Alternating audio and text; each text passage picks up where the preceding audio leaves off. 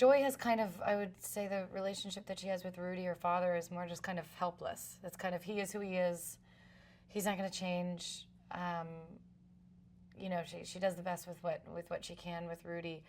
But she does have a very contentious relationship with his daughter, her half-sister Peggy. You know, Peggy's a little bit older and they're different. And Peggy resents this part of Joy that makes Joy special, that she can see the brighter side of things, or that she can kind of be her own hero when they're little girls and Joy is making a paper forest and amidst their parents' divorce. Joy has an escape. Joy has another world that she can go to. Peggy doesn't have that.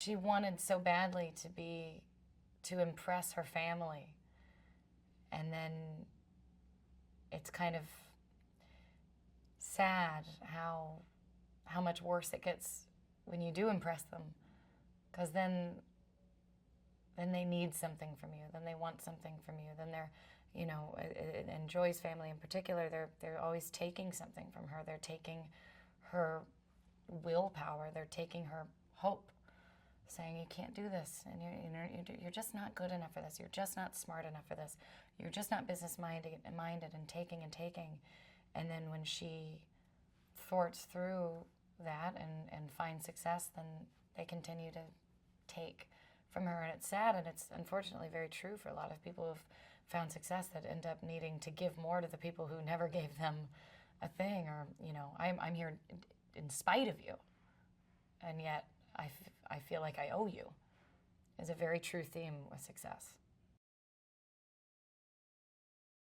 I think it's incredibly inspiring. She didn't, it's the American dream. She didn't have a leg up. She had her legs cut off. She started from Eastern Airlines. I mean, the real Joy Mangano worked at the customer service at Eastern Airlines, and now she runs a billion-dollar industry. You know, it's if you have a dream, if you have an idea, if you're smart enough, if you work hard enough, you can make it happen. I think it's incredibly inspiring. Bradley plays Neil Walker, who is at QVC, and he's the first person that Joy, you know, Joy has no idea kind of where she is. She doesn't know what QVC is, and she tries to sell him the mop. He's the first person who really starts to kind of believe in her hesitantly. Bob is so paternal and lovely to me. He's just always been so nice to me, and so it felt really natural that he would play my father, because in so many ways he was this paternal figure that I had raising me through this certain element of my life, of movies and fame, and you know, and I can ask him anything. He's so happy to listen and talk and help guide me, and he always has. So him being my theatrical father actually felt really touching and personal.